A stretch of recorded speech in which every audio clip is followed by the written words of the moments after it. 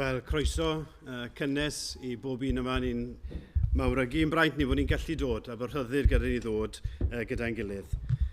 Fel chi'n gweld Emyr sydd yn arwain heno, gweddio bendith ar y gair, a gadewch i ni fod yn ddisgwylgar be bydd gan Dduw i ddweud wrtho fi heno.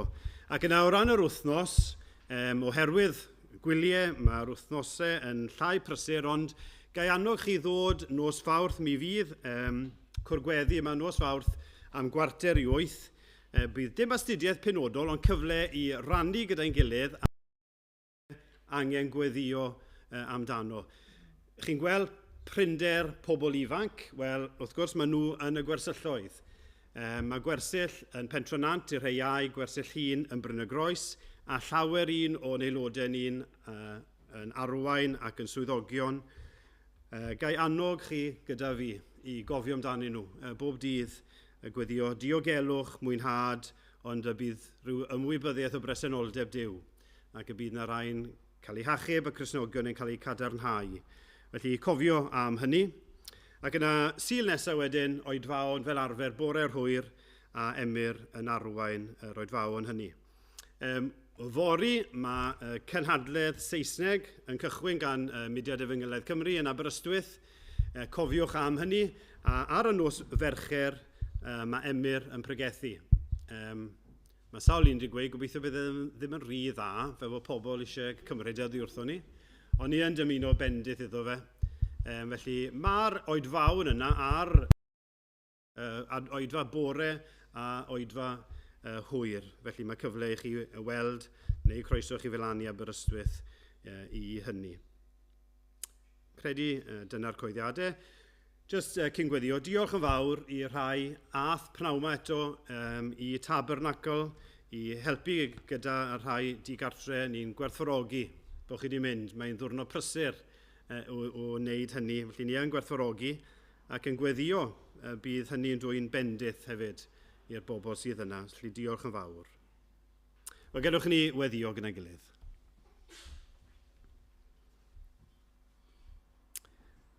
O Dduw ein tad, diolch i ti bod ni yn gallu dod heno eto gyda'n gilydd i daddoli di.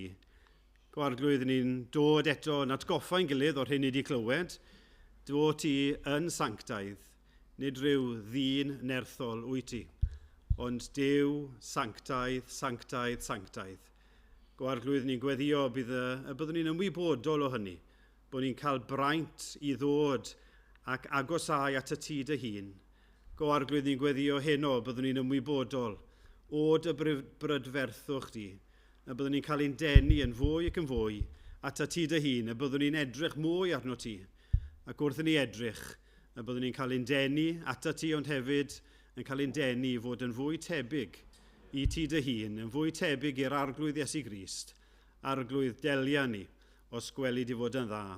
Clyw ni nawr, rhagor ar ein deisyddiadau ni, ond derbyn ein mawl, derbyn ein diolch ni gyd, am fod ni'n gofyn pob peth yn enw ein gwaredwr Iesu Grist. Amen. Amen. Amen. Diolch Gwydion.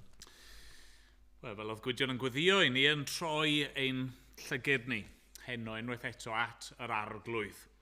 A ni'n mynd i ganu am hynny yn awr rhif 38 yn yr atodiad o Enaid. A wyt ti'n flinderog? Y llwybr yn dywyll o flaen? Mae goleuni yn wyneb y ceidwad a bywyd mor llawn ac mor lan.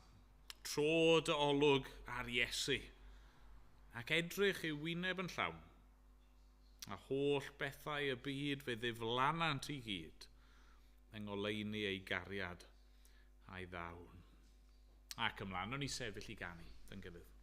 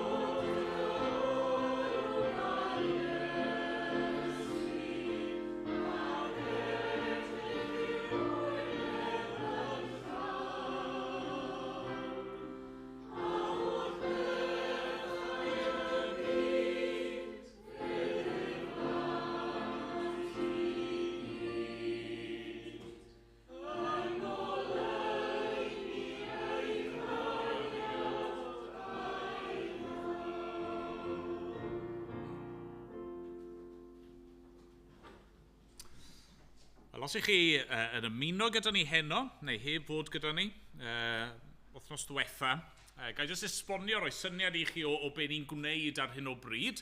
Yn ystod y 2 wythnos yma, ar ddechrau mis Awst, i fi wedi cymryd fel thema sancteiddrwydd, holiness. Chi'n cofio, falle, mae Duw yn dweud yn ei air, byddwch sanctaidd oherwydd yr o'i fi yn sanctaidd. A ni wedi bod yn meddwl ychydig am hynny yn y boreau, yn ffocysu ar sancteiddrwydd Duw, be mae'n golygu i ddweud fod Duw yn sanctaidd. Ac yna gyda'r nos yn meddwl amdano ni a be mae'n golygu i ni fod yn sanctaidd neu i gael ein sancteiddio.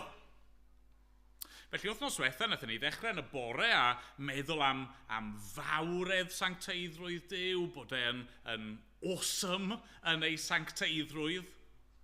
Ac yna yn y nos, wnaethon ni feddwl am y ffaith bod ni, mwyn bod yn bobl iddo fe, felly gorfod bod yn sanctaidd, cael ein gwneud yn sanctaidd. Mae Duw yn ein gosod ni ar wahân. Trwy ffydd, ni'n cael ein uno gyda Iesu Grist ac ni yn dod yn sanctaidd. Dyna beth i ni, dyna pwy ydyn ni. Yna, bore yma, o'n i'n meddwl eto am Dduw.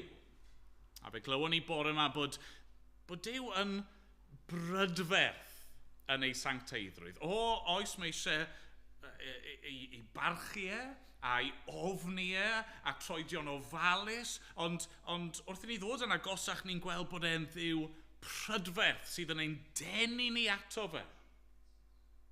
A felly heno yma, wrth i ni feddwl amdano ni, am sancteiddhad ni, be ni'n mynd i fod yn meddwl am yw sut ydyn ni yn dod yn fwy tebyg. Wrth i ni syllu arno fe a dod yn agosach ato fe, sut ydyn ni yn dod yn fwy ac yn fwy tebyg iddo fe. Beth i ni'n galw yn sancteiddhad cynyddol. Okay? Na, ni'n mynd i droi heno at Colosiaid pennod 3. Felly llythyr Paul at y Colosiaid pennod 3. Mae Gwydion yn mynd i ddod ymlaen i ddarllen adnodau 1 i 17 ar ein cyfer ni. Diolch Gwydion.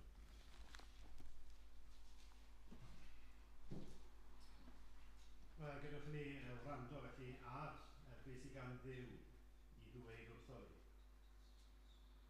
Colosiaid, pennod 3, adnod 1. Felly, os cyfodwyd chwi gyda Christ, ceisiwch y pethau sydd uchod, lle mae Christ yn eistedd ar ddeheulaw Duw. Rhowch eich bryd ar y pethau sydd uchod, nid ar y pethau sydd ar y ddeiar. Oherwydd, buwch farw, ac y mae eich bywyd wedi ei guddio gyda Christ yn Nuw. Pan ymlygir Christ, eich bywyd chwi, yna fe gewch chwythau eich ymlygu gydag ef mewn gogoniant. Rhowch i farwolaeth felly, y rhannau hynny ohonoch sy'n perthyn i'r ddeiar. Anfoesoldeb rhywiol, amhurdeb, nwyd, blis a thrachwant sydd yn eilyn addoliaeth. O achos y pethau hyn, y mae digofaint Duw yn dod ar yr rhai anifydd. Dyna oedd eich ffordd chwythau o ymddwyn ar un adeg, pan oeddech yn byw yn ei canol. Ond yn awr, rhowch heibio'r holl bethau hyn, digofaint, llyd, drwg deimlad, cabledd a bryntni o'ch genau.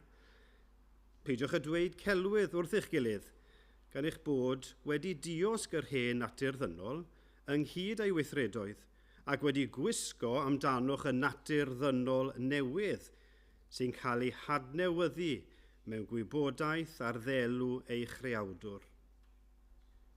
Nid oes yma y ragor rhwng Groegiaid a Iddewon, enweidiad a dienweidiad, babariad, sgythiad, caeth, rhydd, ond Christ yw pob peth, a Christ sydd ym mhob peth. Am hynny, fel etholedigion Duw, sanctaidd ac annwyl, gwisgwch amdanoch, dynerwch calon, caredigrwydd, gostyngeidrwydd, addfwynder ac ymynedd. Goddefwch eich gilydd, a myddeiwch eich gilydd os bydd gan rhywun gwyn yn erbyn rhywun arall, fel y myddeuodd yr arglwydd i chwi, felly gwnewch chwythau. Tros yr rhain i gyd, gwisgwch gariad, sy'n rhwymun perfeithrwydd. Bydde di dangnefedd Crist lywodraethu yn eich calonnau. I hyn y cawswch eich galw yn un corff, a byddwch yn ddiolchgar. Bydde di air Crist breswylio ynoch yn ei gyfoeth. Dysgwch a rhybyddiwch eich gilydd gyda phob doethineb, a cholonnau diolchgar canwch i Dduw, salmau ac ymynau a chaniadau ysbrydol.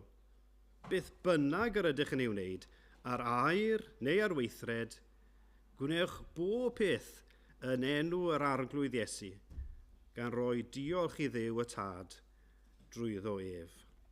Amen.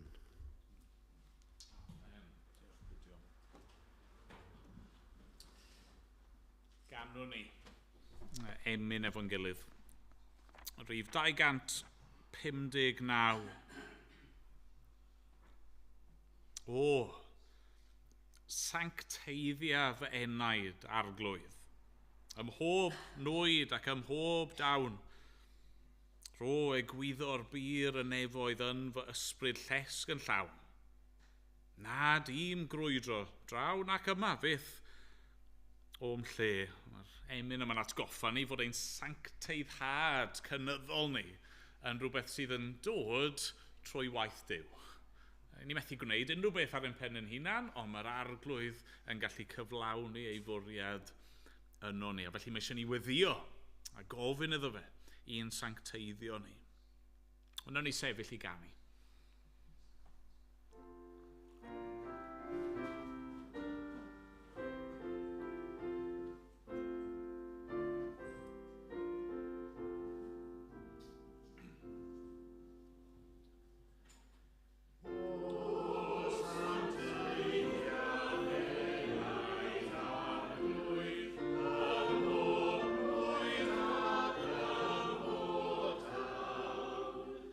Oh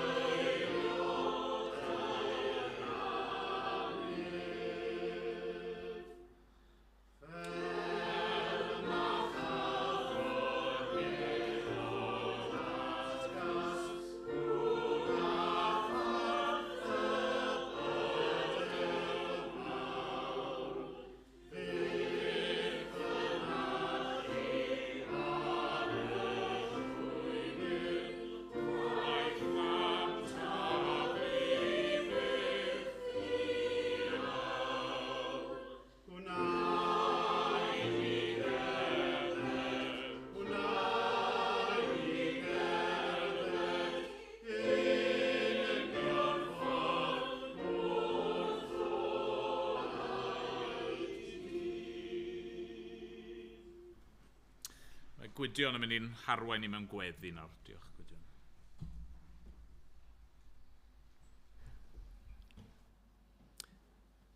O Dduw ein tad, i ni'n dod ato ti heno ac yn sŵn y gan yna, yn teimlo yn arbennig y geiriau yna o tosturia. Achos ni'n ymwybodol o arglwydd bod ni yn siomi'n hunain heb sôn am dy siomi di. Arglwydd maddau i ni, bob diffyg a phob bai. I ni mor aml yn cwmpo ac yn cael ein llyged ni, yn cael ei dynnu nid arno ti, ond arno ni'n hunain neu ar bethau'r byd yma. Ac o arglwydd ni'n gofyn ar y ti faddau ac ar y ti dosturio ac ar y ti drigarhau wrtho ni. Ond o arglwydd ni'n atgoffa ein gilydd, diolch dy fod ti yn edrych arno ni heno, nid yn ein cyfiawnder ni, ond yng nghyfiawnder Iesu Grist. Ac felly arglwydd ni chi edrych lan a gwenu, yn gwybod fod ti wedi tosturio, a dy fod ti yn tosturio, a dy fod ti yn ein caru ni, yn yr arglwydd Iesu Grist. O arglwydd, diolch i ti am y fath gariad. Diolch am ein hachub ni o dragwyddoldeb cyfiawn o farn i dragwyddoldeb o goniant gyda Christ. Arglwydd ni'n gyfarwydd iawn ar pethau yma, o argraffa y gwirioneddau yma fwy ar ein colonnau ni, i ni ryfeddu yn fwy, i ni ddiolch yn fwy, ac wrth i ni ystyried gymaint wyt ti wedi'n caru ni, wrth i ni ystyried pwy wyt ti a phwy i ni, o arglwydd crea yno ni, yr awydd yna i fod yn fwy sanctaidd, o sancteiddia fenaid arglwydd, ym mhob nwyd.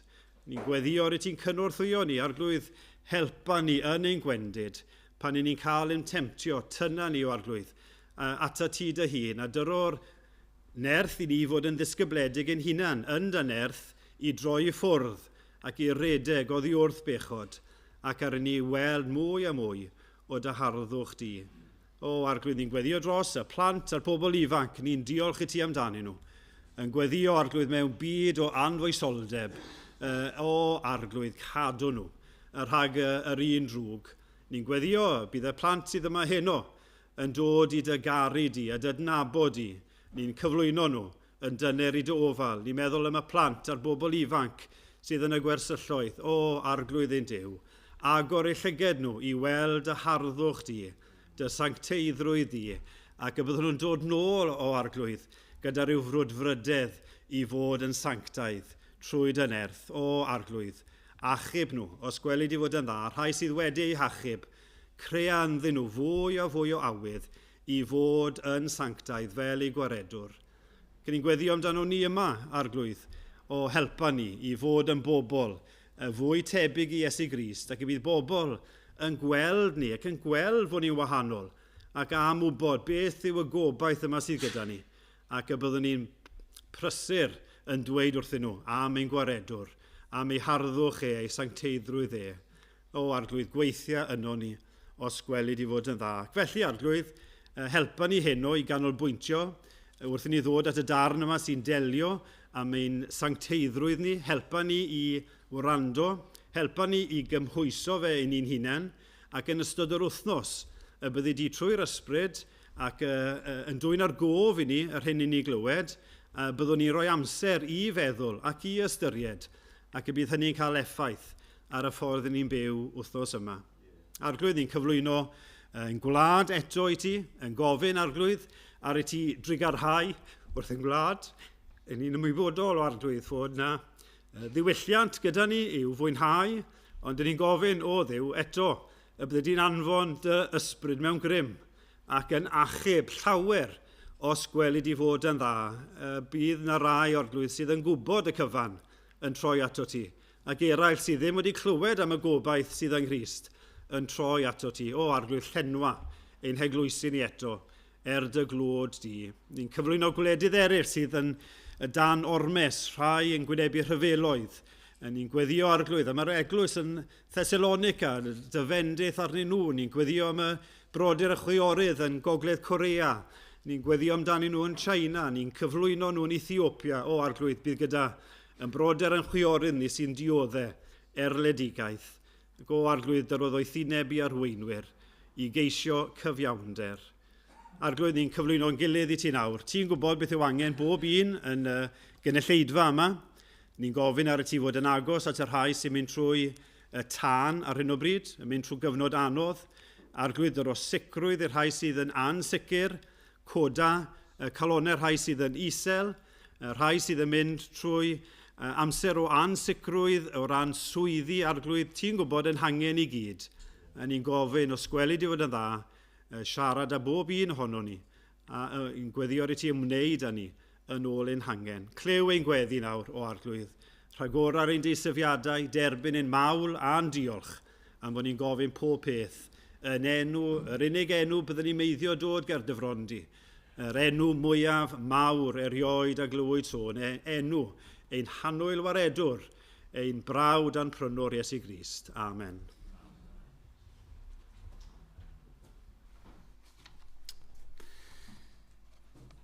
Ganwn ni. Dwi'n mynd i gannu o Grym Mawl 1, rhif 107. Dad, dy gariad yn glir ddisgleiria. Trech na'r tywyllwch yn glir ddisgleiria. Iesu, goleini'r byd, cofian yna. Ti yw'r gwir a'n rhyddhaw o'n cadwyna. Grist clyw ein cri. Goleia ni. Ac ymlaen. Nawn ni sefyll i ganu.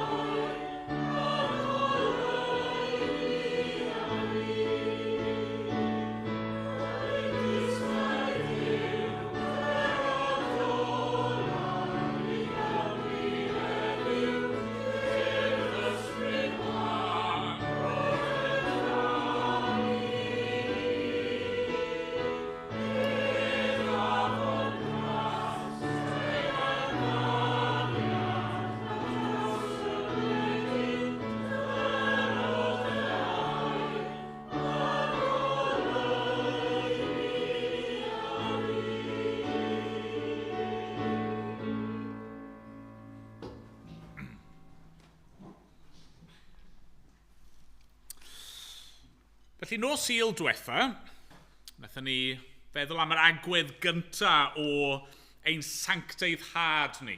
Okay? A be glywon ni oedd fod y Cristion yn sant. Rydyn ni wedi derbyn sancteiddhad pendant. Right? Dyna yw profiad y gwir Gristion. Mae rhywun sydd yn Gristion yn berson sydd wedi ei haeleni gan Dduw, wedi derbyn bywyd newydd. Maen nhw trwy ffydd wedi ei uno gyda'r arglwydd Iesu Grist. Maen nhw trwy ffydd wedi marw gyda Iesu. Ac wedi atgyfodi gyda Iesu hefyd. Maen nhw'n berson sydd wedi symud o deyrnas y tywyllwch, teyrnas Satarn, teyrnas pechod a marwolaeth, a maen nhw wedi symud i deyrnas Dduw. Os ych chi'n Gristion, dyna sy'n wir amdano chi. Ac os ych chi ddim yn Gristion yma heno, dyna sydd yn cael ei gynnig i chi trwy ffydd yng Nghrist. Ond falle, os o'ch chi yma wythnos diwetha, ac o'ch chi ddim yn gwrando'n arbennig o ofalus, neu os ych chi just yma heno ac yn gwrando ar beth I fi newydd fod yn dweud, falle bod perygl I rywun ddod i'r casgliad yma. Okay, te, na fe. Os yw'r Cristion yn saint, dyna ddiwedd y mater. Os yw Cristion yn saint, yna dydy pechod ddim yn broblem mwyach. Os yw Cristion yn saint, mae hynny'n golygu bod nhw'n berffaith a dydyn nhw ddim yn pechu dim mwy. Nawr, os ych chi wedi bod yn Gristion am unrhyw faint o amser, chi'n gwybod bod hynny ddim yn wir. Ac os chi ddim yn Gristion, a chi di nabod Cristion am unrhyw faint o amser, byddwch chi'n gwybod hefyd bod nhw ddim yn berffaith. Ein bod ni yn saint, a does dim byd yn gallu newid hynny, mae e hefyd yn wir I ddweud mae profiad y Cristion yw un o sancteiddhad cynyddol, neu sancteiddhad graddol, progressive sanctification. Falle'r ffordd gorau I feddwl amdano fe yw fel graff. A falle chi wedi gweld graff lle, mae'r pwynt yn dechrau fan hyn, a wedyn mae'n mynd lan, a wedyn mae'n drop, a wedyn mae'n mynd lan bach fwy, a wedyn mae'n lans a lawr, a lan mawr, a wedyn lawr mawr, a wedyn lawr. Ond yr un trajectory sydd, tuag I fyny. Mae'n y gyfnodau lle ni'n profi bendith ac yn tyfu yn ein ffydd ac yn tyfu'n fwy tebyg i'r arglwydd Iesu Grist, a mae'n y gyfnodau lle ni'n gwneud mes o bethau, a mae hynny'n gallu amrywio, ond mae e yn sancteiddhad cynyddol. Nawr mae'n wir I ddweud fod yna rai traddodiadau Cristnogol sydd wedi dysgu rhywbeth gwahanol I hyn. Mae yna rai carfannau o'r eglwys sydd wedi dysgu, wel na, mae'r Cristion yn gallu cyrraedd pwynt o berffeithrwydd. A mi'n credu, a mi'n trio dweud hyn mewn cariad, bod unrhyw un sydd wedi dod i'r casgliad hynny, naill ai yn twyllo pobl eraill, neu maen nhw'n twyllo I hunan. Mae'n y stori enwog, a dwi ddim yn glir ydy'r stori'n wir, ond chi'n gallu dychmygu bod e'n wir. Stori am bregethwr enwog o'r enw Spurgeon, Charles Spurgeon. Oedd e mewn rhyw gyfarfod un tro gyda un o'r bobl yma oedd yn dysgu, wel, fi wedi cyrraedd pwynt o berffeithrwydd. Fi yn saint, a fi wedi cyrraedd pwynt nawr ym ngherddediad ysbrydol lle fi ddim yn pechu mwyach. A chi'n gwybod beth nath Spurgeon yn ôl y stori, nath e tywallt gwydred o laeth neu rhywbeth dros I benne. Falle ddim yn beth caredig I wneud. Pam? Wel, achos oedd y mateb y dyn yma yn dangos I bawb. O nad, ti ddim yn berffaith. Nath e wylltio, nath e golli I dymer a profi. Na, mae hyd yn oed y Cristion ar ei orau yn work in progress. Y gwir amlwg o'r ysgrythyr yw hyn. Ni'n gorfod dal y pethau yma gyda'i gilydd. Rydyn ni yn saint. Mae Duw wedi ein sancteiddio ni. Mae wedi'n gosod ni ar wahân. Mae wedi ein puro ni o'n haflendid ni. Ond ar yr un pryd, mae'r gwaith graddol, cynyddol, ar a deg yna o sancteiddhad yn rhywbeth sydd yn mynd i barhau trwy ein bywyd. Nes bod e'n cael ei berffeithio a'i gyflawni yn ei ddyfarn. A mi'n siŵr bod rai ohonoch chi wedi dyfalu yn barod lle ni'n mynd i fod yn edrych wythnos nesaf. Nawr, pam fod hyn yn wir te? Pam fod hyn yn wir? Bod ni ar yr un foment yn saint ac ar yr un pryd yn gorfod cael ein sancteiddio. Wel, fi'n credu bod yna gwestiwn gallwn ni ofyn sydd yn helpu ni ddeall. A'r cwestiwn yw hyn. Lle mae eich bywyd chi? Lle mae'ch bywyd chi? Achos i'r Cristion, mae yna ddau ateb i'r cwestiwn yna. Lle mae eich bywyd chi heno? Yn gyntaf i gyd, mae'n bywyd ni fel Cristion yn y nefoedd. Drychwch ar yr adnodau cyntaf yma darllenodd Gwydion i ni. Felly, os cyfodwyd chwi gyda Christ, ceisiwch y pethau sydd uchod lle mae Crist yn eistedd ar ddeheulawd Duw. Rowch eich bryd ar y pethau sydd uchod, nid ar y pethau sydd ar y ddaear, oherwydd buoch farw ac mae'ch bywyd wedi ei guddio gyda Christ yn niw. Mae'r un syniad yn ni yn adnod 12. Am hynny, fel etholedigion Duw, sanctaidd ac anodd. Lle mae'n bywyd ni heno fel Cristnogion? Mae yn y nefoedd. Mae wedi guddio yng Nghrist. Mae yna newid sylfaenol wedi digwydd yno ni. Ni wedi marw i bechod ac rydyn ni'n fyw nawr i Dduw.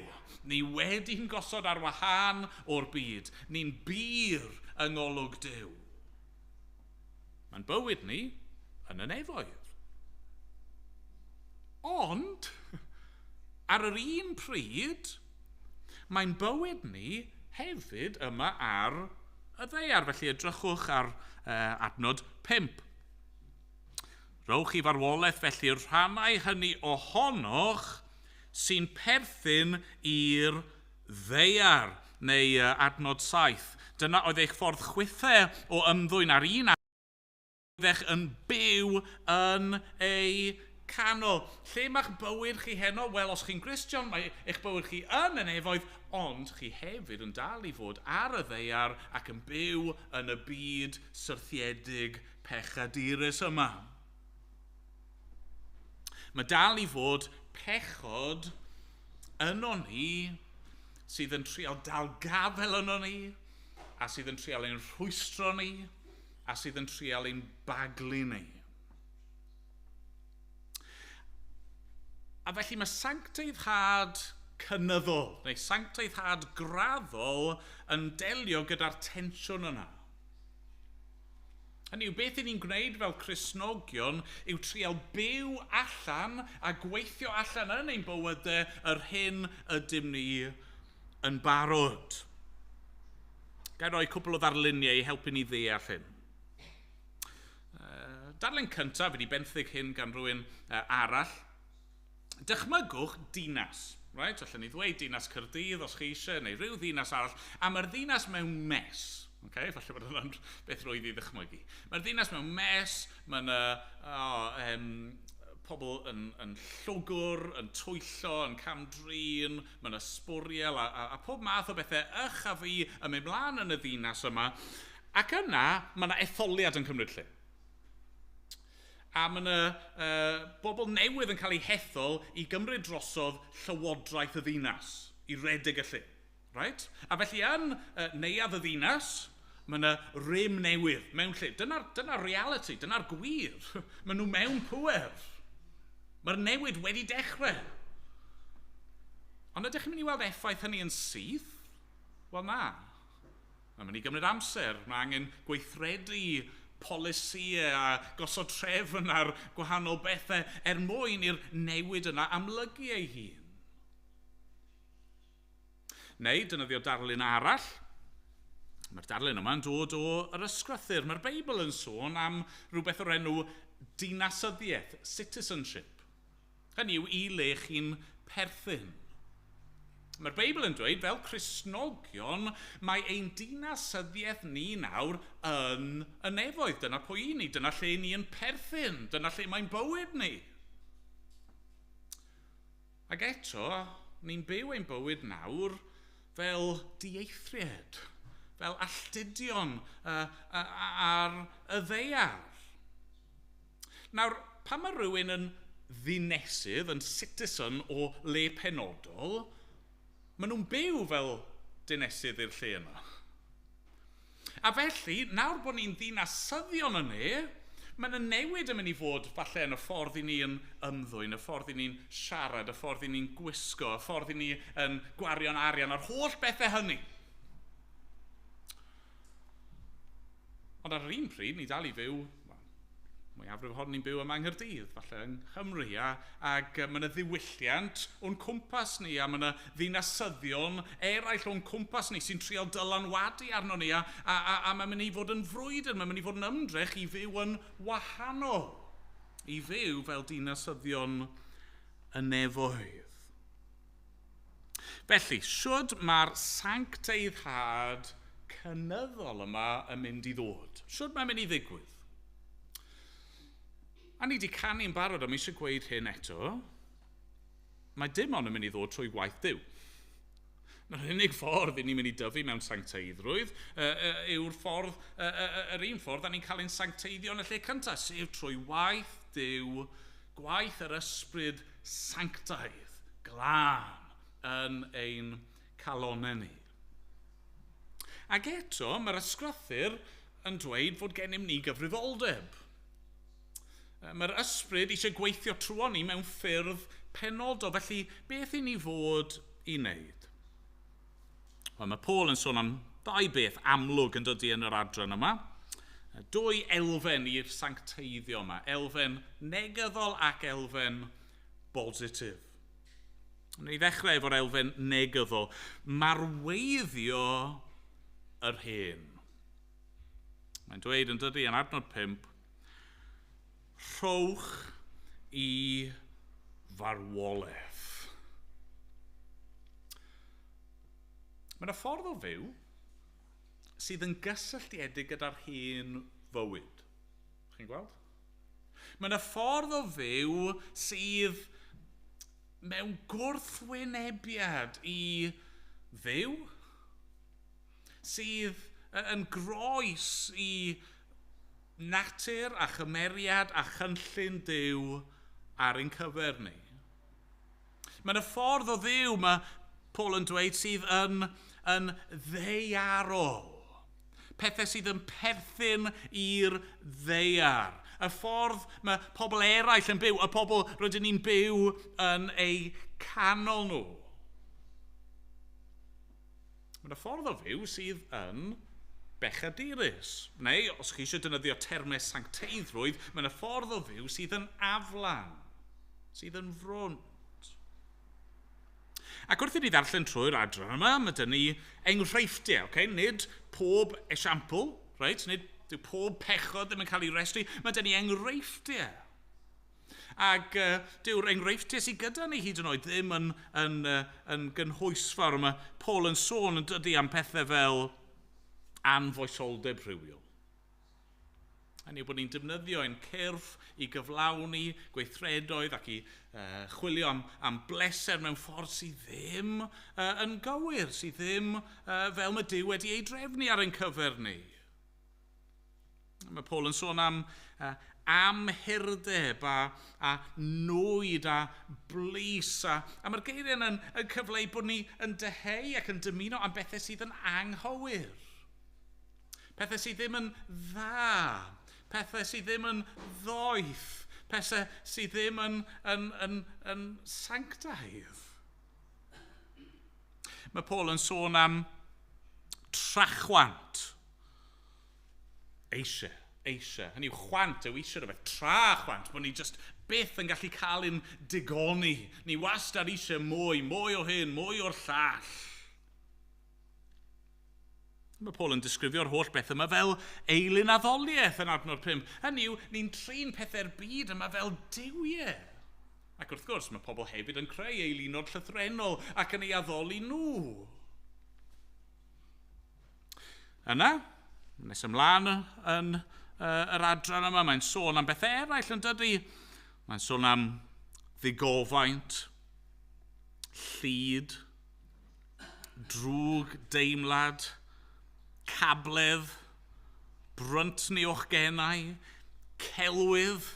Hynny yw, nid jyst y pethau ni'n gwneud, ond y ffordd i ni'n siarad, i ni'n colli'n tymer, ni'n cysau, ni'n dweud celwydd am bobl eraill, ni'n dweud jokes ffiaidd. Ydy hwnna'n sôn yn gyfarwydd? Ydy hwnna'n disgrifio y ffordd oeddech chi'n byw? Ydy hwnna'n disgrifio'r ffordd chi yn byw? Ydy hwnna'n disgrifio rhai'r pethau chi'n cael eich temptio i'w gwneud? Nawr, fel wedes i, esiamplau yw'r rhain. A falle bod yna bethau eraill sydd yn fwy o broblem yn eich bywyd chi, a wedi bod yn fwy o demtasiwn yn eich bywyd chi. Ond beth sy'n cysylltu'r holl bethau yma wrth gwrs yw bod nhw yn mynd yn groes i natur a chymeriad Duw. Wrth i ni fyw yn y ffordd yma, ni'n codi dwrn yn erbyn Duw, ac wrth i ni fyw yn y ffordd yma hefyd, i ni ddim yn caru eraill. I ni byw ar gyfer yr hunan. Fel glywon ni bore yma, mae'n llygad ni yn syth yn y drych. Fi. Mae'r pethau yma, falle ar y degau bod yna elfen o fwynhad neu pleser ynddyn nhw, y gwir yw maen nhw yn hyll. Maen nhw'n hyll. Maen nhw'n niweidiol. Maen nhw'n ddinistriol. A be ni fod i wneud efo'r pethau yma te? Neu beth i chi fod i wneud efo'r pechod a'r pechodau eraill yna sydd wedi bod yn dalgafel yn o'ch chi? Wel, yr ateb ni'n cael yw hyn, ni fod i'w lladd nhw. Ni fod i'w rhoi nhw i farwolaeth. Pam? Os i ni wedi cael ein achub o'r pethau yma, pam fod angen hyn? Wel, mae'n ddyfyniad enwog. John Owen, mae ganddo fe waith mawr ar hyn. Ac dyfyniad enwog, bydd rai o'n chi wedi clywed, yw hyn, be killing sin, or it will be killing you. Mae'n rhaid ni sylweddoli hyn. Mae pechod yn hyll. Mae'n niweidiol, mae'n ddinistriol, mae pechod yn arwain i farwolaeth. A felly, os ydych chi person sy'n dweud bod nhw'n Gristion, ond yn parhau mewn pechod, mae hynny'n codi pob math o gwestiynau. Fel mae Paul yn dweud, os ydych chi person sy'n dweud bod nhw wedi ei cyfodi gyda Christ, os ydych chi person sy'n dweud bod nhw wedi marw i'r hen ffordd o fyw, wedi ei claddu gyda Christ a wedi atgyfodi i fywyd newydd, wel, falle bod y person yna'n twyllo ei hunan. Falle bod y person yna, neu yr awgrym yw, bod y person yna ddim wedi gweld prydferthwch Duw. Achos os i ni wedi gweld prydferthwch Duw, pam byddwn ni eisiau y pethau hyll yma? A mae rhaid i ni hefyd ddeall fod pechod efo canlyniadau. Hyd yn oed os nag i ni fel Cristion yn mynd i gael ein melltithio am ein pechod ni, mae'n y ganlyniadau, mae'n effeithiau. Ni'n gweld hynny'n aml yn y Beibl. Pan mae pobl Duw yn crwydro, pan maen nhw'n syrthio i bechod. Mae yna fyddeiant ar gael, os yw nhw'n edifarhau ac yn dychwelyd at Duw, diolch am hyn, mae yna fyddeiant i'w gael. Ond mae'r canlyniadau yn aml yn parhau. Mae sgil effeithiau y pechod, yr niwed sydd wedi cael ei achosi yn eich bywyd chi ac y mywyd eraill, yn gallu parhau am weddill eich oes chi. Dyw pechod ddim yn rhywbeth i'w drin yn ysgafn na chwarae o gwmpas gyda fe. A felly, na i annog chi a fi heno, os oes rhywun yma sydd yn chwarae o gwmpas gyda phechod. Os oes rhywun yma sydd yn teimlo bod nhw yn gallu rhyw dablo, rhyw pigo mewn y mas gyda anfoesoldeb rywiol ac amherdeb a thrachwant a siarad yn gas a colli tymer a dweud celwydd, peidiwch twyllo'ch hunan, stopiwch. Mae eisiau roi'r pethau yma i farwolaeth. Ar sut mae gwneud hynny? Wel, un darlun mae'r Beibl yn defnyddio, a mae'n darlun naturiol mewn ffordd, yw trin pechod fel chwyn. Hynny, mae chwyn yn bodoli oherwydd effeithiau pechod, ond ydy effeithiau'r cwd. A un ffordd o feddwl am sut i lladd pechod yn ein bywyd yw trin fel chwyn. Okay? A fi'n dweud hyn fel rhywun sydd ddim eisiau chi ddod i edrych ar ein gardd ni heno. Be chi'n neud efo chwyn? Sut ych chi'n delio gyda chwyn? Wel, y cam cyntaf yw adnabod ynddo fe? Chi angen gweithio allan be sydd yn dda, be sydd yn ddrwg, be sydd yn flodyn, be sydd ddim fod yno. A dyna'r peth cyntaf, mae Paul yn nodi fan hyn, ynddo fe? Eto, adnod 5, rowch chi farwolaeth felly rannau hynny ohonoch sy'n perthyn i'r ddaear. Mae eisiau ni weithio allan, ydy'r peth yma yn perthyn i'r nefoedd? Neu ydy e'n perthyn i'r ddaear? Yna, ar ôl i chi adnabod y pechod, y cam nesaf yw bod angen i chi ei gysau. Hynny yw, chi'n gallu edrych ar chwyn, gwybod na chwyn yw a meddwl, wel, y gweud y gwir, mae hwnna'n eitha pert. A chi'n gadael yna. A mae'n tyfu a mae'n cymryd drosodd yn fuan iawn. Ond mae Paul yn dweud yn adnod 6 na, o achos y pethau hyn, mae digofaint Duw yn dod ar y rhai anifydd.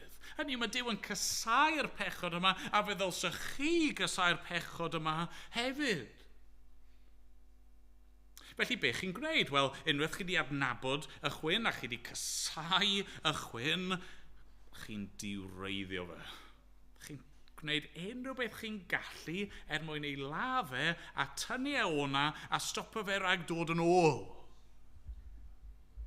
Rowch i farwolaeth, meddwl Paul. A sdim ots siwr i chi'n gwneud hynny yw lladdwch y chwyn efo cleddyf yr ysbryd, sef gair Duw. Neu tagwch y chwyn. Peidiwch rhoi cyfle iddo fe ddod. Peidiwch rhoi eich hunan mewn sefyllfa lle chi'n debygol o gwympo i'r pechod yna. Rowch camau mewn lle i amddiffyn eich hun, amddiffyn eich llyged chi, amddiffyn eich meddwl a'ch clustiau chi, a'ch traed a'ch dwylo chi. Cadwch eich hunan rhag cyfleuon i bechu. Ac os ych chi'n gweld eich hunan falle yn cael eich temtio, ffowch. Wnewch beth bynnag chi'n gallu i ladd y pechod yna. Ac yna, dyfal barhewch. Yn i'w cariwch ymlaen. Mae Paul yn dweud yn dydy yn adnodd 8. Yn awr, rowch heibio yr holl bethau hyn. Hynny yw, rowch nhw, cariwch ymlaen i roi nhw heibio. Dydd ar ôl dydd. Codwch eich croes a dilyn yr arglwydd Iesu Grist. A pan ych chi wedi syrthio, edifarhewch, credwch yr efengil a cariwch ymlaen i frwydro. Mae eisiau marweiddio yr hen. Roi yr hen ddyn, yr hen fi i farwolaeth. Dyna'r agwedd negyddol. Os ych chi eisiau cynyddu mewn sancteiddrwydd, os ych chi eisiau tyfu mewn sancteiddrwydd, mae'n rhaid roi pechod i farwolaeth. Ond yna, mae'n agwedd positif hefyd, ond oes. Mae Paul yn annog i rowch i farwolaeth, ond mae hefyd yn annog ni i wisgo y newydd. Gwisgo y newydd. Nawr eto, mae'n rhaid i ni ddeall fod y Cristion yn barod wedi gwisgo rhywbeth amdano fe, ond do. Mae'n dweud hynny yn adnod 10. Mae'n dweud, adnod 9, gan eich bod wedi diosg yr hen natur ddynol ynghyd â'i gweithredoedd ac wedi gwisgo amdanoch y natur ddynol newydd. Dyna sydd wedi digwydd i ni. Ni wedi taflu'r hen bratiau bydron i ffwrdd a ni wedi gwisgo yr gwisg newydd yma amdano ni, yr natur ddynol newydd. Ond ar yr un pryd, ni fod i cario ymlaen i wisgo fe. Dydyn ni adnod 12, etholedigion Duw, sanctaidd ac annwyl, gwisgwch amdanoch. Nawr, beth i ni fod i wisgo amdano ni? Beth yw'r gwisg yma? Wel, mae Paul yn nodi nifer o bethau, ond gallwn ni crynhoi nhw, yn gallwn ni? Beth i ni fod i wisgo amdano ni? Ni fod i wisgo Crist. Crist. Fe yw ein bywyd ni. Ni wedi gwisgo fe amdano ni, a wedi'n cyfiawnhau trwy ffydd, ond nawr o ddydd i ddydd, o awr i awr, o benderfyniad i benderfyniad, o air i air, ni fod i wisgo Crist amdano ni. Gwisgo popeth sy'n wir amdano fe. Popeth sydd yn perthyn, nid i'r ddeiar, ond i'r nef, ac iddo fe. A felly mae Paul yn sôn yn dydy, gwisgwch amdanoch, dynerwch calon, caredigrwydd, gostyngeidrwydd, addfwynder, amynedd. Pwy yw hwn? Pwy mae'n disgrifio? O Crist, yn dyfa. Mae'n dweud goddefwch eich gilydd, maddeuwch eich gilydd. Mae'n mynd mlaen yn adnod 14, tros rai ni gyd, gwisgwch gariad sy'n rwymyn perfeithrwydd. Mae'n annog nhw i brofi'r tangnefedd yna. Mae'n annog nhw i fod yn bobl diolchgar. Mae'n annog nhw i fod yn llawn o air Crist. Mae'n annog nhw i dderbyn doethineb Duw. Mae'n annog nhw i addoli. Mae'n annog nhw am pob peth maen nhw'n gwneud a pob peth maen nhw'n dweud i wneud popeth yn enw yr arglwydd Iesu Grist. Dyma'r wisg brydferth. Nath yr arglwydd Iesu ei hun wisgo. Dyma'r wisg brydferth mae e wedi ennill a wedi ei ddarparu ar ein cyfer ni. A mae Paul, trwy ysbrydoliaeth, yr ysbryd glân, yn dweud wrthon ni, gwisgwch e. Gwisgwch e. Ond sut mae gwneud hynny? Wel, mewn ffordd glywon ni'r ateb bore yma, do. Hynny yw, sut mae roi pechod i farwolaeth a casau pechod, wel, gweld fod Duw yn fwy prydferth na'r cwbl. A sut i ni fod i wisgo'r newydd, gwisgo Crist amdano ni? Wel, trwy syllu ar Dduw ymrhydferthwch ei sancteiddrwydd. Dyna mae Paul yn annog ni wneud. Mae'n defnyddio iaith ychydig yn wahanol, ond dyna'r anogaeth yn dyfa.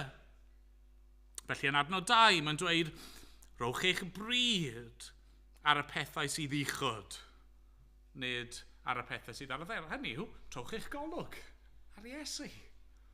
Peidiwch meddwl a ffocysu ar pethau'r byd yma, ond rhowch eich bryd, deheuwch, ceisiwch, syllwch arno fe. Yn adnod 10, mae'n dweud bod yr natur ddynol newydd yma ni'n gwisgo yn cael ei hadnewyddu mewn gwybodaeth ar ddelw eich rheawdwr. Be mae'n golygu? Mae'n golygu, os chi eisiau dod yn fwy tebyg iddo fe, chi angen tyfu yn eich gwybodaeth. Chi angen nid jyst adnabod beth yw pechod, chi angen adnabod beth yw sancteiddrwydd, beth yw daioni, beth yw doethineb. Chi angen chwilio'r ysgrythyrau a dysgu mwy am Dduw, am ei natur a'i gymeriadau, a dysgu mwy am Grist. Fel bod chi'n tyfu yn fwy tebyg iddo fe. Yn cofio un person yn sôn, yn yw bod nhw eisiau dod i adnabod yr arglwydd Iesu Grist cystal. Fel bod nhw bron a bod yn naturiol yn gwybod sut bydd y Crist yn ymateb mewn unrhyw sefyllfa. Hynny yw, pan chi'n darllen am bywyd Crist, hyn a hyn o esiamplau sydd gyda ni. Ni ddim yn gwybod beth bydde Iesu'n gwneud yn fy sgidiau i, yn fy mywyd i. Ond os ych chi'n dod i'w nabod os ych chi yn tyfu mewn gwybodaeth ar ddelw creawdwr yr natur newydd yma, mae modd i ni dyfu'n fwy tebyg iddo fe. Mae Paul yn annog ni wedyn adnod 12 yn dydy.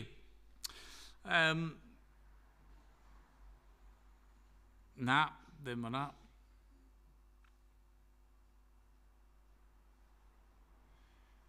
Sori, wedi colli'n lle fan hyn.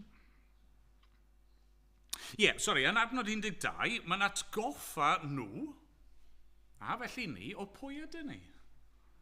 Mae wedi sôn am y pethau hyn yn barod, mae'n mynd nôl ato fe eto, yn dydy. Am hynny, fel etholedigion Duw, sanctaidd ac anodd, dyna pwy ydych chi. Felly, mae eisiau chi fyw fel hyn. A mae angen i ni atgoffa'n hunain, dro ar ôl tro, dydd ar ôl dydd. Pwy ydw i? Fi'n etholedig. Pwy ydw i? Fi'n sanctaidd. Pwy ydw i? Fi'n annwyl yng ngolwg Duw. Dwi ddim yn gaeth i bechod mwyach. Fi ddim yn gorfod roi mewn i'r temtasiwn yma. Fi'n fyw nawr iddo fe. Ac yna, adnod 13, efelychu. Efelychu. Goddefwch eich gilydd, maddeuwch eich gilydd os bydd gan rhywun gwyn yn erbyn rhywun arall, fel y maddeuodd yr arglwydd i chwi, felly gwnewch chwythau. Hynny yw, dyma'r ffordd mae wedi'n trin ni. Atgoffwch eich gilydd o hyn, y ffordd mae wedi'n trin ni, a nawr mae eisiau ni fyw yn yr un ffordd. Roi farwolaeth yr hen, gwisgo'r newydd amdano ni. Dyma yw ein galwad ni fel Cristnogion. Mae'r Cristion yn work in progress. Dyn ni ddim yr hyn ni eisiau bod. Dyn ni ddim yr hyn ddylsen ni fod. Dyn ni ddim yr hyn mae Duw yn ei heiddi gennym ni. Ond, diolch i Dduw, dyn ni ddim yr hyn oedden ni ar un adeg. Diolch i Dduw, mae ar waith yn y Cristion trwy ei ysbryd glân, a mae gwaith Duw yn llwyddo. Yn ara deg, cam wrth gam, dydd ar ôl dydd. Bydd na lan, bydd na lawr, bydd na gynnydd, bydd na fethiant. Ond diolch byth, mae'r un sydd wedi dechrau gwaith da yno ni yn sicr o'i gwblhau erbyn dydd Crist. Diolch iddo. Amen.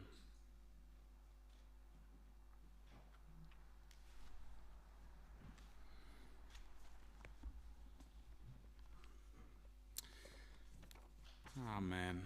Ganwn ni, wrth i ni orffen,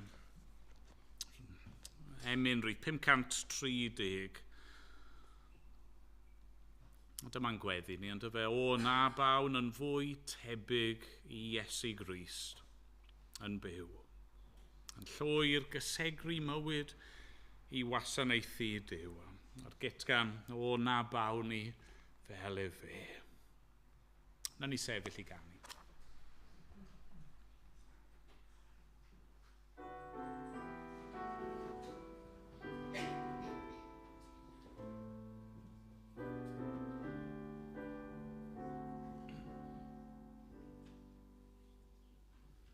Oh,